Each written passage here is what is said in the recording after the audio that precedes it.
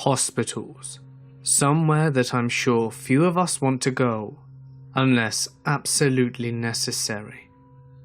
Their walls haunted by the horrors experienced whilst inside, and the countless souls that have passed away within their confines. These places are not somewhere I want to explore alone, so please join me in welcoming fellow horror narrator Creepy Blonde Girl on our hospital tour. So get comfortable and let the darkness take control. I worked in a dementia unit of a retirement home for a while, and I can tell you that it was by far one of the most interesting jobs I've ever had. It was sad in many ways, of course, but I think what some people don't understand is that we'd never known about our residents before the Alzheimer's or Lewy body or whatever. We just know and care for them as they are. Even some of the most advanced cases are able to demonstrate that they are unique individuals who enjoy life and need love and belonging like everyone else. That said, strange things happened every day. I'd say the strangest and most unnerving would be what happened with a resident that I will call Nancy. Nancy had very advanced Alzheimer's, to the point where we had not heard her say a word beyond incoherent mumbling for about 6 to 8 months. Every day, she would just pace the halls until it was time for bed, as pacing is a very common behaviour with moderate to advanced dementia. In Nancy's case, she pretty much never stops unless we made her come and eat something. We would commonly try to walk and talk with her, just to keep her stimulated, but she would hardly even look at us, just pace. Nancy had a husband that also lived in the community. This home had a section for dementia separate from a normal assisted living facility.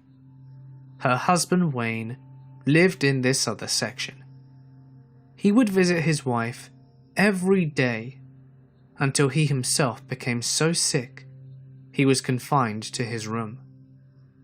When this happened, we started to grow worried. Even though it sometimes doesn't seem like it, frequent visitors make a big difference to even our most advanced cases. Nancy and Wayne had been married for over 60 years. It was undoubtable that even through her disease, Nancy still received some comfort through Wayne's visits. I suppose we need not have worried. Wayne died early one morning. We, as well as most dementia care units, have a policy that prohibits bringing negative energy where it would not do any good. So Nancy was not supposed to be told of Wayne's death. Later that day though, during her usual pacing, Nancy stopped, stared into the upper corner of the room for several minutes, and then all of a sudden started screaming. Now this isn't as alarming as it may seem. There was a lot of screams happening all the time in dementia units, but it made all the staff come to see what was wrong. She abruptly stopped screaming, and I swear by everything I hold dear, she started repeating her husband's name. Wayne, Wayne, Wayne, Wayne, over and over. Keep in mind she had not said the smallest word in almost a year. I got up to touch her on the arm and ask her gently if everything's okay. Nancy looked straight at me, which was also very abnormal for her, and she says, "He's bothering me. Tell him to leave me alone," then goes back to staring into the upper corner of the room. Half of the staff just noped out of there, whilst the rest of us tried to get her distracted by giving her a snack and a different activity. From that day on, she started talking again. Nothing lengthy, but she would occasionally start to talk to either us or herself. Many times she referenced someone called Grandpa, and started speaking to him in an otherwise empty room. While this isn't an uncommon thing for our residents to do, the fact that it did not start until the exact day her husband died still gives me serious creeps. Not a doctor, but used to work the 911 line at night, which resulted in numerous interesting tales. Here's one.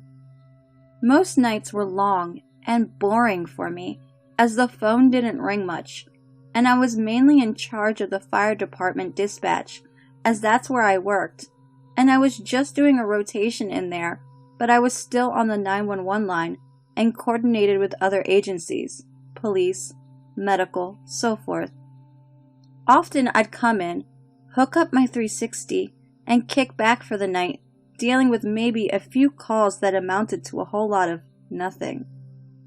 So there I am playing Fallout 3 when the 911 line goes off, and I answer without any problem. 911, state your crime or emergency. Hello? I was just attacked by 2 large black men who beat me, mugged me, and then cut off my penis. I just sit there in silence for a moment, trying to process what I just heard. Sir, I'm sorry. Did you just say they cut off your penis? Yes, they did, and mugged me too. I'm in desperate need of medical attention. By now, I'm sounding up all kinds of alarms to get everyone rolling, because this is going to be a long one. Sir, I'm going to need your location so I can get you help. Do you know where you are? I'm not sure. I'm in a lot of pain, and there's a lot of blood. I think they still have my penis. Now, I'm trying to see where the call is coming from, but unfortunately my system isn't registering a location. I'm on the other line with the police, who are giving me the address while I'm still trying to talk with this guy. I'm getting your address now from the police, sir. Help is on the way. Just stay on the line with me until help arrives. Thank you. I'm so embarrassed by this. By now, I'm kind of in disbelief that this guy is so collected, but figure it is just shock, and it hasn't quite hit him yet. Out of nowhere, I hear him start making this weird groaning sound, and then he hangs up. I dispatch out the call as a sensitive nature and get all crews rolling when I realize the location is directly across the street from the hospital.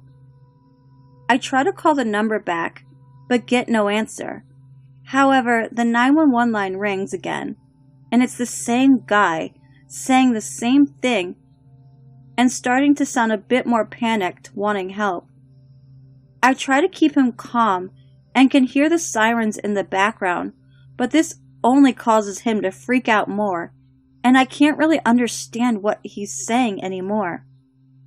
Finally, the medical crew finds him, and he's naked from the waist down, and apparently messed himself while sitting on the floor, and beyond that was unharmed. Apparently, he was a demented patient from the hospital across the street who woke up in the middle of the night, put on a shirt, and somehow wandered outside. Then, when he became lost, he called 911 and thought someone cut off his penis. I took care of a lady once. She nearly died of sepsis, which is a blood infection, and she had multiple strokes and coded multiple times in the ICU. They'd given her Lidafed. Lidafed, or leave 'em dead, is what we say because Lidafed shunts blood from your extremities to your vital organs, usually resulting in necrosis, death, of peripheral tissue. This means that when she came to me, her fingers and toes were all black. She wasn't quite right, and I've seen lots of crazy, but she truly unnerved me. She never spoke, only whispered in this bright bubbly voice like a little girl. But she said awful things like, "Can you push me outside so that I can chew my fingers off?" And she would smile all the time. She also had some really bad pressure ulcers from just basically being immobile for so long. We had to dress her wounds daily. and she usually ripped the dressing off pretty soon after we put them on. One night, I went into her room and saw a piece of what I thought was dressing on the floor.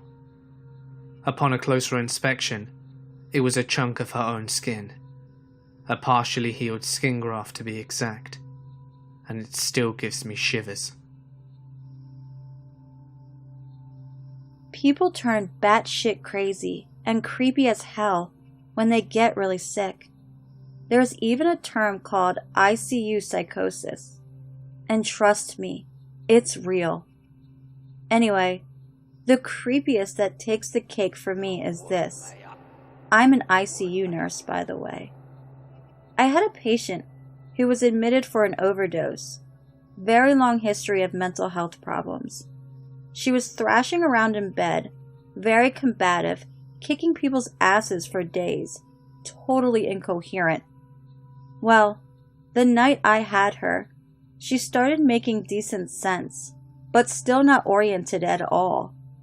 She was extremely paranoid and kept talking about the man in black in the corner. I'd hear her talking to him and screaming all night long. So I'd go in there and try to calm her down, but you could see the fear in her eyes. She was talking other nonsense about how she was in space and shit, and with certain patients, you try to redirect their reality, but what I did didn't help. She said, "That man in black, don't you see him?" and pointed to the corner. I said, "There's nobody there." I stepped in the corner she was pointing to and waved my hands around.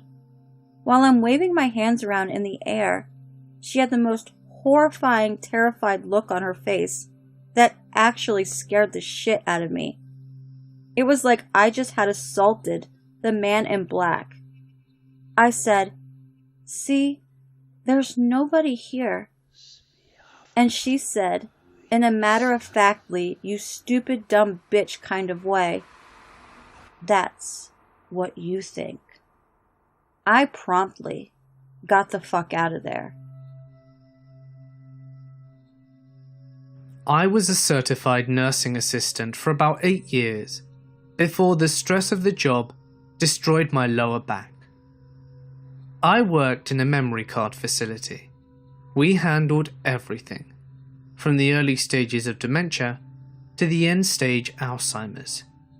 We had around 30 patients all living together under one roof, and a normal night was anything but that. Yelling, combative patients, poop, so much poop. But when someone was dying, the other patients seemed to sense it, and it was calm, so calm. And on this particular night, a gentleman who I had taken care of and built this amazing relationship with, and become what the family described as his unofficial grandson, was on his deathbed. I would come to check on him to make sure he was comfortable, and give him a dose of morphine from the pain. Did vitals on him each time, and I could tell he was failing fast. With his daughter and his son in the room, I knelt down on the bed and held his hand and said, "Bob, we're here for you. We love you and it's okay to go."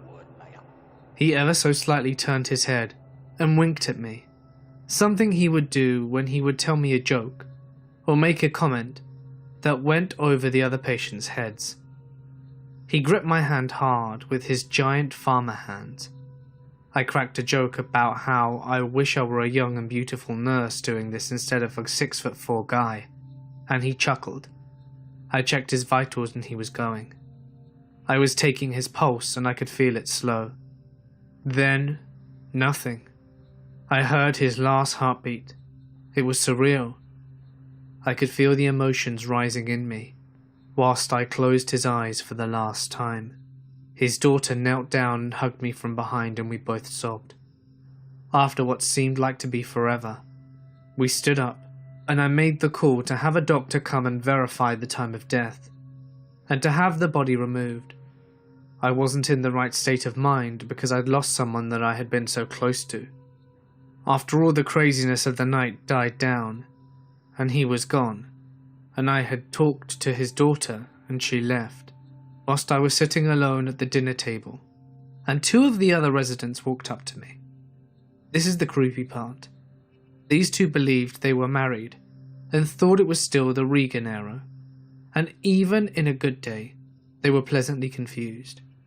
They came out of the living area to sit down next to me. They said that I did a good job, and then when it's their turn, they hope that I'm there for them too. That moment of clarity from two people slowly losing everything to Alzheimer's. That moment stuck with me as creepy, yet heartwarming.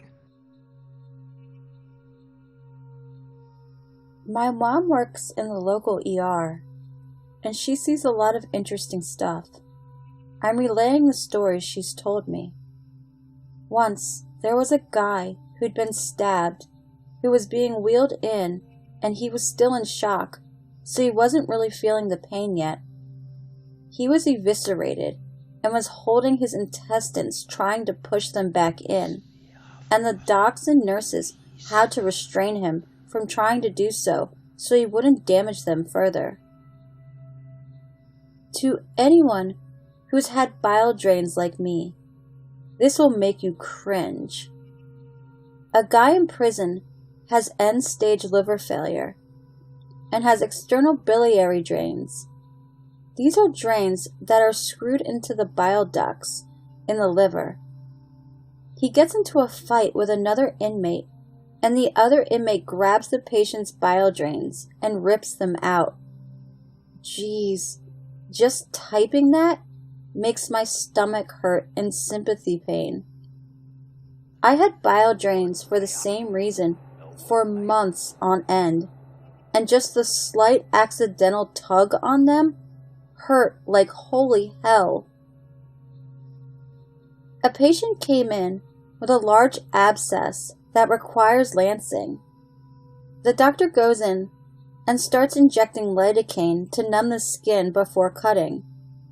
As he's telling the patient just about done with the shot, boom! The abscess explodes all over his face. He's wearing glasses, so his eyes were protected, but everything else got splattered with pus and nastiness. He promptly excused himself, walked to the supply closet, and grabbed a few bottles of rubbing alcohol, and proceeded to get into the decontamination shower and dumps the bottles all over his head. He said it took many showers to feel remotely clean again. Ugh, so gross. There's also a frequent flyer who's a very large gay man. He's always coming in complaining of rectal bleeding or bloody stool, so the doctors are forced to do a rectal exam. When they do this, the guy moans and basically gets off of the digital check. Really creepy and gross. So of course, the head doc sends in a resident or newer techs as a joke. One guy came back and flipped them all off, yelling, "Fuck all you guys!" And my mom at the desk with all the docs and nurses bust out laughing. Last one for now. There was a couple who did some drugs together. I think it was crack. The guy beats his girlfriend to death, and they're both brought in. The guy is cuffed to the bed while the team works on trying to save the woman. Meanwhile, all this guy can do is bitch about how hungry he is and demands a food tray or a turkey sandwich, standard hospital issue. Eventually, the head doc goes in and tells him to shut the hell up, and that they're not a restaurant and they don't owe him shit. It was pretty satisfying for every staff member in the ER. I am a former critical care and ED nurse. The two stories, both of which occurred at a large Houston hospital in the mid-1980s. This is my first story. The emergency services bringing a young man about 25. He is in a decerebrate posture, stiff hands, impartial fists. which turned out indicating deep brain damage, and being manually bagged. As he came in the door, he was not intubated. According to the emergency services, his significant other had found him in bed with another woman, either drunk or deeply asleep. She carried a .25 caliber pistol with her, and the reports was that she placed the weapon directly against the patient's skull and pumped around 10 rounds into his brain from various angles. The rounds were powerful enough to enter the skull and bounce around, but not to exit. All higher brain function was destroyed, but automatic functions remained. We intubated him, or inserted him into a breathing tube, and placed him on one of those old Barney Bear ventilators. Very primitive by today's standards. This caused the patient to buck, to fight against the ventilator with deep coughs. When he did so, the pressure within his head increased, and little fountains of brain matter would be expelled from the 10 holes in his skull. One hit me in the face. I was pretty well protected by clinical distance at the time, but I must admit this really got to me. There was nothing really that could be done for him, other than supportive care, and he died a few weeks later from a massive infection. The other story I have is about another young man that agreed to be mummified in a rather extreme sexual practice. Essentially, he was placed in a full-body plaster, covering even his face, and was given breathing tubes through the cast. Other than that, he was fully encased in the cast with the exception of his toes and genital/anal area. My understanding was that this extreme degree of helplessness was considered erotic. The normal practice was to use a cattle prod or some similar device, rectally, to force ejaculation. But in this case, either through ignorance or malice, he was directly connected to 220 volts with one probe in his rectum and the other probe on his foot. He had third-degree burns all over his entire genital and perianal area, deep burns on his foot, and the smell, severe burns everywhere. Blood, feces and serious fluid was leaking from what had once been his rectum. We tried to remove the cast to see if any degree of rescue were possible, but by the time it was even partially off, it was clear he was quite dead. All of us just stood there with our mouths open, utterly unable to say anything. The police that came there too were mute. I volunteered to remove the entire cast and rendered some level of post-mortem. I found deep lacerations over much of his body, deep bruising, and quite a few other burns. We sent the body to the medical examiner, and I spent the rest of the shift trembling and vomiting. I was interning at a local clinic when I was younger, and I had the opportunity to sit in on a 1-year-old cat getting spayed. Now, I have a pretty strong stomach, and I've seen stuff like that before, but I was not prepared. Now, the surgeon was a real fun lady. She was all about showing me the real side of being a vet. Fair enough, because to be honest, it sucks, and there's a lot of nasty stuff you see/do. She opens up the poor cat and announces that she's pregnant and asks me if I want to see the babies. Gross, I thought, but why not? I poke my head over and she lifts out the womb. Terrible looking stuff. She points out several lumps along it and tells me that those are the fetuses. She places a small incision above one of them and then goes to squeeze one out when pop, not a fetus, but a long, big stream of pus comes spraying out of the womb right up into the surgeon's face. She freezes. The assisting surgeon starts frantically getting this shit off of her, and I get to witness the greatest string of profanity I'd ever heard from a woman her age. Turns out the poor cat had pyrometra, an infection of the womb, that went undiagnosed and looks like an undeveloped pregnancy. Fun day. Got to go home early while they cleaned up. Don't worry, the cat was absolutely fine. After she cleaned off her face, she finished removing the tissue and got the cat on antibiotics. Edit, spayed, not neutered. And I decided not to be a vet. I have a couple of creepy experiences that I can share from my 3rd year of medical school, which is when everything is still new to you, when you have no idea what to expect or how to handle some of the stuff. So, psych rotation at the state mental hospital. We went in to evaluate a middle-aged woman with a history of visual hallucinations and erratic behaviour.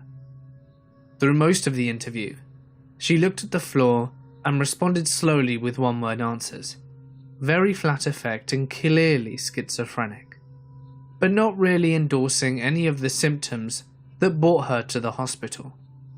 All of a sudden, I'm thanking her for her time and about to leave the room. She jumps up and grabs the lapels of my white coat, surprisingly hard, and pulls, and gets right up into my face, close enough for her breath to fog my glasses. I didn't say a word. I just had the most intense look of fear on my face, and she just stared right at me, breathing hard. I froze. I didn't know whether to push her away or to say anything, and I had no idea what she was going to do. It lasted maybe 4 seconds before other staff came to help, but those few seconds were absolutely terrifying. This following incident happened at hepatology rotation, which for non-medical folk is the liver disease service, mostly alcoholics with cirrhosis. Cirrhosis is a rough disease and is eventually fatal without a transplant.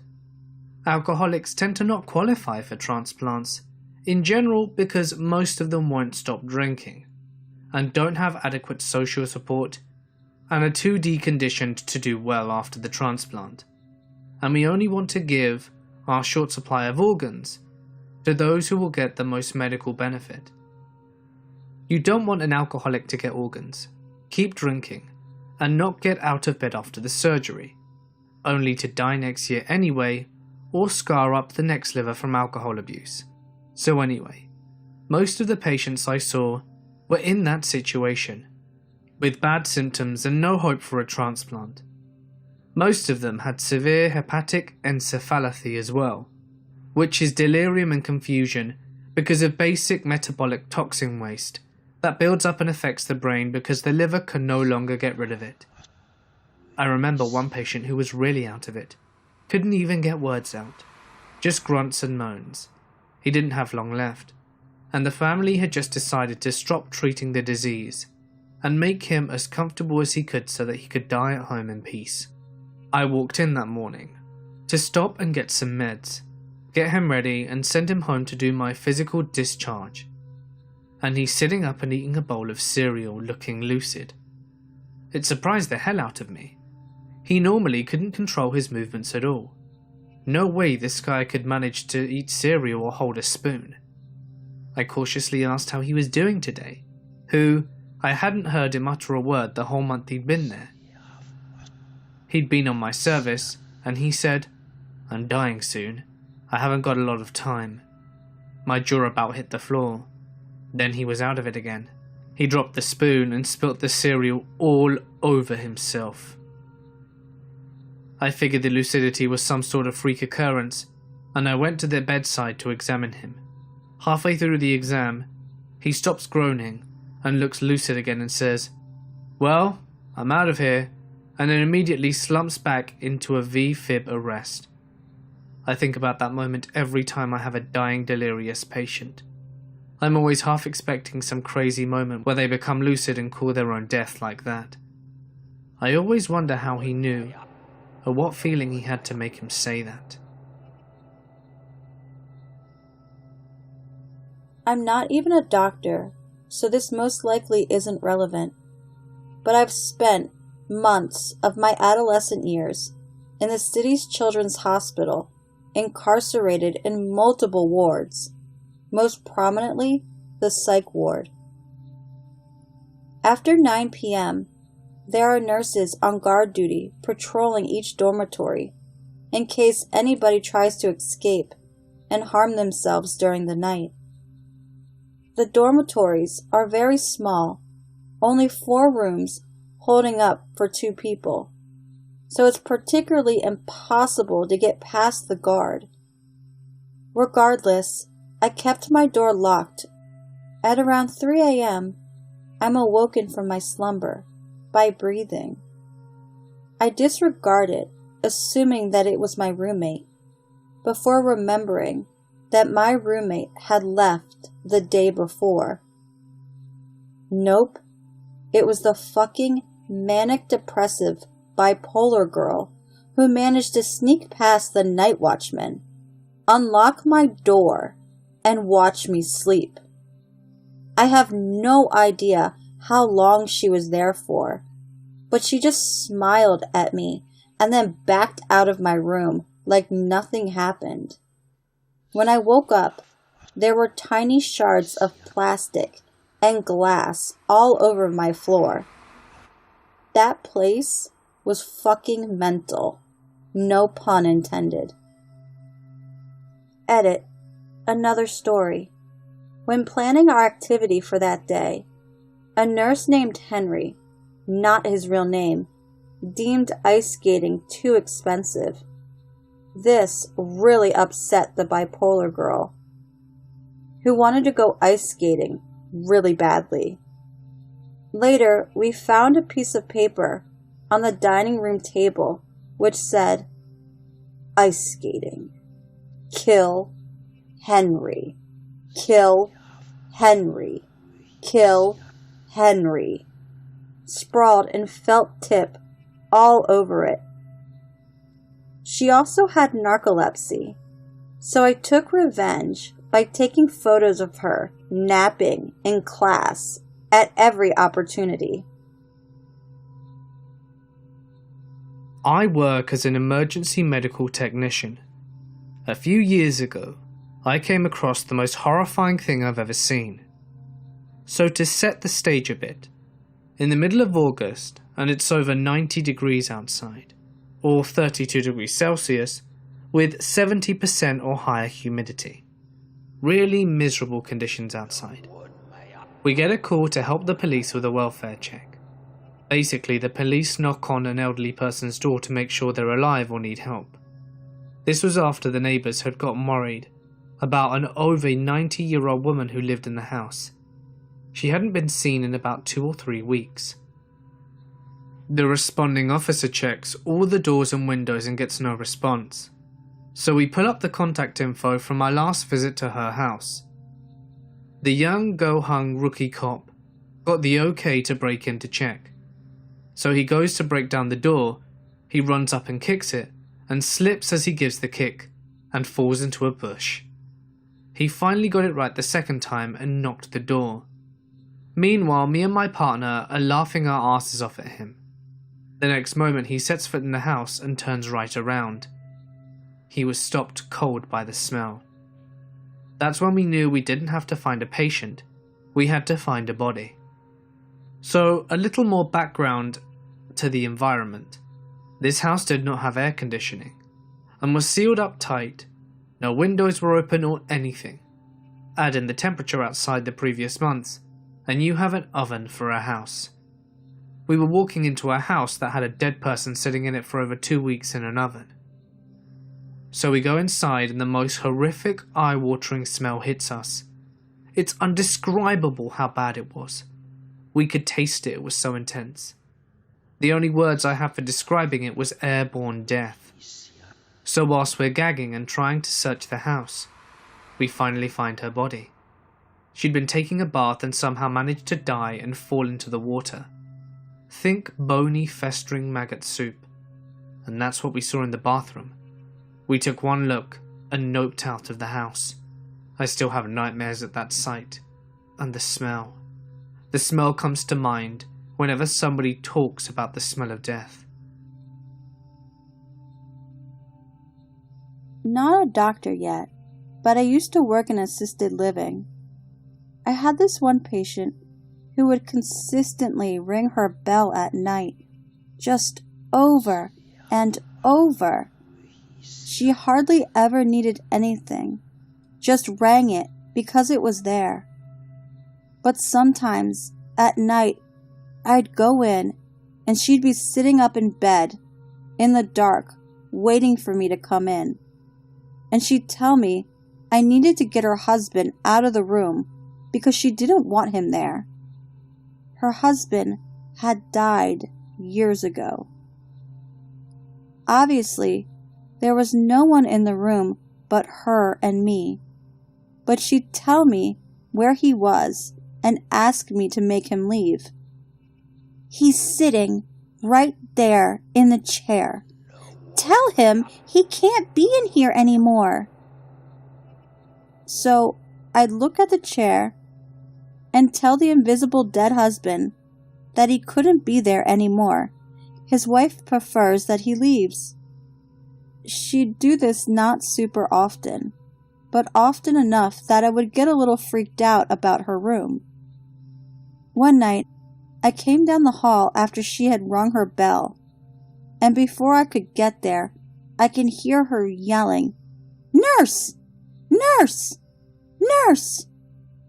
She hardly ever does that, so I'm a little nervous, and I go in, and she's yelling, "He's under my bed! He's under my bed!" and staring at me with these wild, terrified eyes.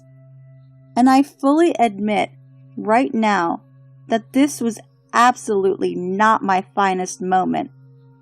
But for 2 seconds, I got this wave of panic, and I just said, "Just 1 second." And I stepped outside her room to the hallway because I just could not deal with it. At which point, she starts fully screaming, terror panic screaming. And I decide I can't just stand here in the hallway while this little old lady is terrified in her room. So I take a deep breath, barge right back in there, and demand, "Okay, where is he?" And she yells, "He's under the bed! He's all bones!" So I go over to the bed, kneel down, and say, "All right, you heard her. You've got to go." And I keep telling him he's got to leave until she calms down and says he's gone. So, on one hand, this lady might have a weird, undead husband who was haunting her room, but at least he had the decency to leave when he knew he wasn't wanted. I work in security, and I'm often assigned to sitting beside bedside hospitals when it's a difficult case. The situation often includes drug addicts, people close to death, or the many patients that need constant surveillance. My shifts are usually 12 hours long, and I can't really exit the room until it's all over. I realise this might not be as hard as what medical professionals have to deal with, but this job has ruined me. This one time I got called to watch over a man who had started vomiting blood in copious amounts. Back then, I was somewhat inexperienced and could strike a conversation with the patient if he was coherent, mostly out of boredom, but it also helps me be on friendly terms with the patient if they prove to be difficult. He turns out to be a fisherman and a lifetime loner. As the evening drags on, he starts insisting on getting his sleep medication. Halcion and Xanax, I think, and the nurse complies. This repeats every 30 minutes, and the benzos obviously are not working. 3 hours later, the man is on the maximum allowed dose when accounting for what was obviously a decade long of abuse of benzo, and he's still quite conscious. The situation is getting weird. He would black out for 30 seconds and then violently shake, snap out of it and start yelling at me and the nurses for more medication. He's not getting any, and the situation cools down in the following hours. and he appeared to have resigned to the fact that he wasn't getting any more. At this point it's 3 in the morning, and the room is dark. I've got my back facing the window, and the only light in the room is a faint glow of a street light. The man had stopped talking and was lying in the bed with his eyes wide open, staring at the wall opposite him. We hadn't said a word to each other in a while, but suddenly he turns to me. Our eyes meet and he whispers, "I watched my father kill himself." Then he describes to me in intricate detail how his father had come home from work, sat himself down on the couch and shot his own face off with a shotgun point blank, with his wife and son in the same room. He looked at me straight in the eyes, and I remember the orange glow of the streetlight reflecting on it, a stare colder than anything I've ever seen. He told me how his mother had lost her mind after the tragedy and hung herself in her home. He had to cut her down. He stayed up for the remainder of the night, and we stayed silent. When I bid him farewell in the morning, he didn't reply. People dying beside me, horrible accidents, crying families, and the stories of many unfortunate drug addicts have all impacted me. But, as I sit over the unfortunate, this is what sits with me. I can't escape the room even today. I still think about how his life must have been. Every night alone with his horrible nightmares, reliving the scene every time he closes his eyes. The years of benzo abuse, severe depression, and panic attacks.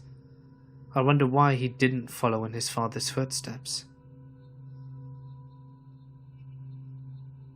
When I was working as a nurse at an Ebola clinic in Liberia, most of the patients that had Ebola and died didn't hemorrhage much. A little vomiting and diarrhea, but nothing of hot zone level. Except for this one guy.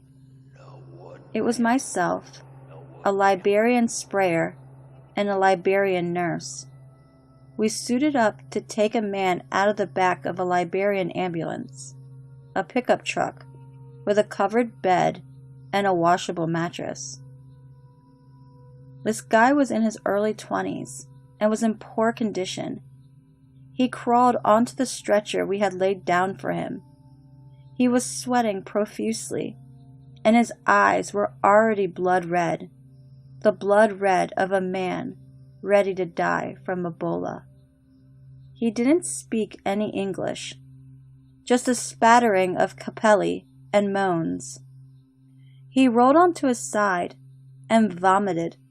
A slow, gelatinous mass rolled out of his mouth, black as 1,000 moonless African nights. It left his body.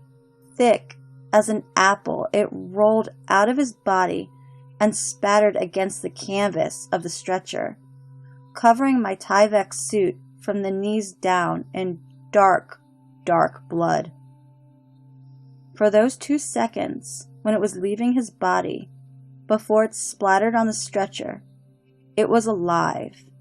It was Ebola incarnated. We washed the man off with 0.05% bleach solution and took him inside. We did an Ebola test and pushed a liter of fluid and 1 liter of oral rehydration salts. This perked him up. He sat up, asked for food, and ate a generous portion of tofu. We thought we had managed to turn things around, that he might make it. Unfortunately, he died in 2 hours. I still can't look at Jello today without thinking of him. I'm not a doctor, but a care provider in a home for developmentally disabled adults.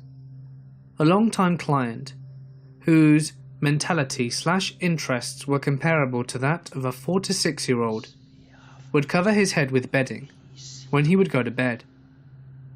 The staff would playfully ask him what he was doing, and he'd tell them that he was hiding from the ghosts. He never identified the ghosts, and did this for years, so staff always thought that it was just the client being playful. At one point, this client didn't want his normal routine like eat and drink, stay up and watch television, or use the restroom. Whilst bathing, the client said he was seeing ghosts and pointed. The staff asked, "What ghosts?" And the client said it was his parents, and that they're going to take him home. Staff gently reminded the client that his parents had already passed away, and that they couldn't possibly take him out that weekend. Within 72 hours of telling staff he saw the ghosts of his mum and dad, that client went into the ER, was admitted to the hospital, and passed away. I was the one that had spent half the night in the ER with the client. I had taken him to the ER before, and other routine medical appointments. This client was known for being rather combative during such visits, but was unusually peaceful the entire time, and the last time he went to the ER. When I went to the client's memorial, I told the client's family that I thought he knew it was his time based on how calm he was. I didn't disclose the part about seeing ghosts of his parents shortly before the ER visit. I had a patient who was dying from DIC, but we didn't know it at the time. Another nurse and I were in her room chatting with her. She suddenly grabs the other nurse's arm and says with a terrified look on her face, "Laura, tell that lady to leave." The other nurse looks around and says, "What lady?" The patient looks at her and says, "The lady with the white hair, standing by the IV pole. You don't see her?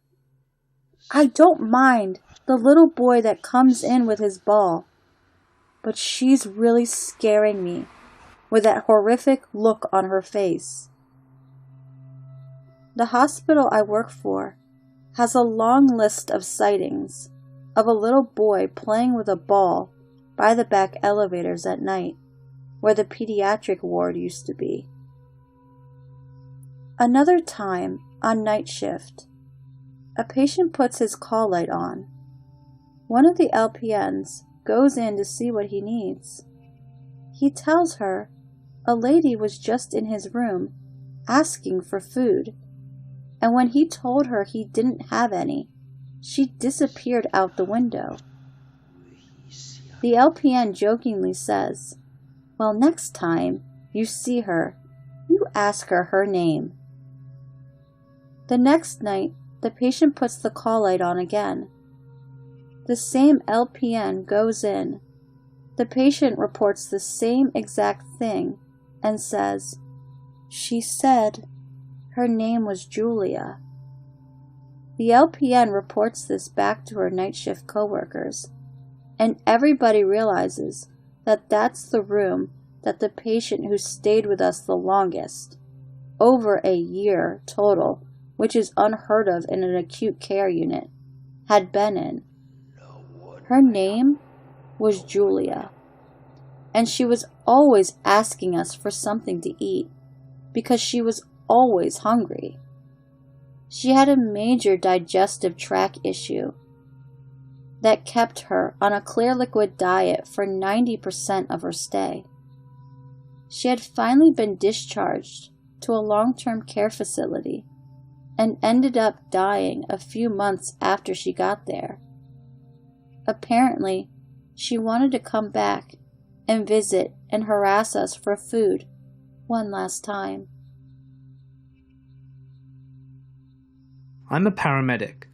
We got a call to go out to a scene for an elderly woman with chest pains. We arrive at the house, and the front door's open. We knock, and we hear the woman calling out from the back. I'm in the back room, in a very calm voice. My partner and I go to the back of the house looking for this woman, and that's when we smelt it. Nothing prepares you for the smell of a rotting corpse. I've smelt it a dozen times, and it never gets any less disturbing. We radio for police and ALS backup as we move through the house. We opened the door to the master bedroom, and there's our patient. She's approximately 80 and she's staring at the master bathroom with these cold, dead eyes. She never once looked at us as we approached her and began speaking to her. I got to the bedside and got in front of her gaze. She looked right through me. I turned around to see what she could be possibly looking at, and there was the source of a smell. A man around the same age as my patient is on the floor, with very little left of his head attached to the body. A shotgun lay on the floor next to him, and most of his head was strewn about the walls and the bathroom counter. We loaded the woman up into the ambulance, and our police backup pulled up. I don't think that woman blinked once the entire time she was in our care, and it totally messed me up today.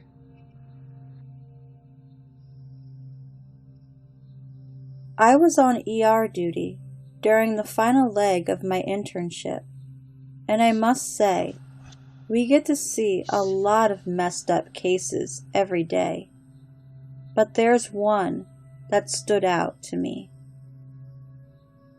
It was around 11 in the evening, and we've had a really busy night, when all of a sudden, an elderly lady and a 22-year-old guy comes in. His hands are trying to stop the flow. No, fountain of blood spurting from his neck. There was so much blood everywhere. The residents tried to save the guy, but it was too late. He lost so much blood. He died, I think, 20 or 30 minutes after entering the ER. Police arrived at the hospital sometime later, and from what I heard, the recently deceased guy was a graduating college senior. He was just closing up his aunt's, the elderly lady who was with him in the ER, store, when 3 drunk and really high guys came upon him and decided to break a bottle of beer and shove it down the poor guy's neck. Saddest and most grotesque experience I've ever had in the ER. So there had been a creepy lady who wanted to eat my soul. That was around a month ago. So yesterday it had been about a month and a half since then, when, lucky me, had another seizure, and this time I stopped breathing and was rushed to the hospital. This time they told me I have a super rare brain disorder called Hashimoto encephalopathy. I can't be treated for it due to other medical conditions. I was put on a ward where people who are basically brain dead are placed, and I was waiting for a transfer because I wasn't going to stay in a unit with brain dead people. When I got my transfer, I was staying on a teen unit. I had a few visitors. I was sitting in my room with my headphones at full volume when someone knocked on my door. I thought it would be my nurse bringing food, but no, it was that lady. I sat there in shock and I wanted to run, but I had cords attached to me and I couldn't move. I was too scared. The woman said, "Hi Ashley, have you missed me? I've come to see how your soul is doing, and when you die, I will eat it." I sat there frozen. She started walking around my room, while the whole time I sat on my bed petrified. She sat in the chair just staring at me maliciously. I asked her to leave, and how she knew where I was, since I had gotten a transfer after all. She stood up and started to come towards me. She reached her hand out and grabbed my neck, and started making a horrific sucking motion. She started to put her mouth on me. I screamed and pressed the emergency button, and I knew I wasn't supposed to press it since it was there for the nurses to press, but I didn't care. About 7 nurses came in thinking I was in a life or death situation, and they saw the woman and took her down to the floor to get her off me. They called the police and took her away, and this is what scares me to this day. That day I had been drinking a Coca-Cola, and after she left, I continued to drink it.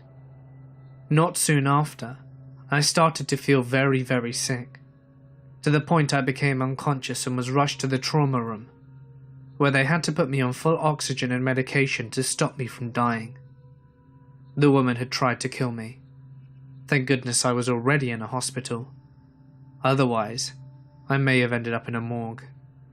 I came very close to death. I was so close that I had an out-of-body experience. Thank goodness I survived. I still lay here in bed, scared to death. I think she's going to come back. And I still haven't been moved rooms. I'm scared. When I was in my 3rd year of medical school, I rotated in geriatrics. As many of you know, most of medicine isn't saving lives. It's a lot of taking care of the dying and elderly that's just knocking on heaven's door. Anyway, I had a census of maybe 5 patients. 4 of them were goners with severe dementia. I was checking on this one guy who would say the most random shit all day long. For example, I would ask, "How are you feeling today? Are you feeling any better?"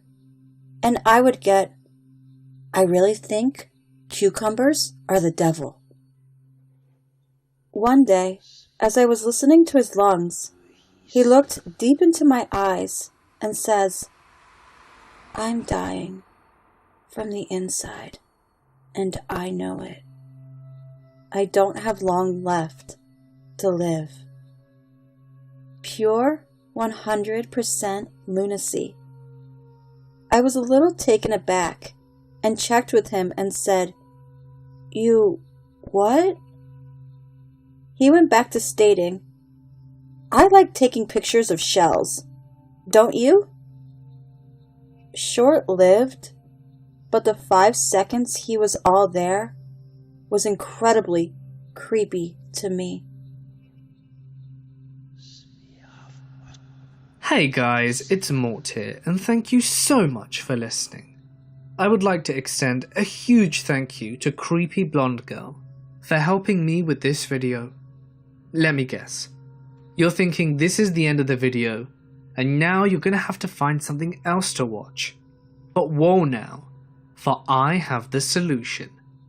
Creepy Blonde Girl and I have 20 more stories of horrors in hospitals over on her channel. You see? We got you covered. Click the link on screen now or in the description to follow us over. I'll see you there.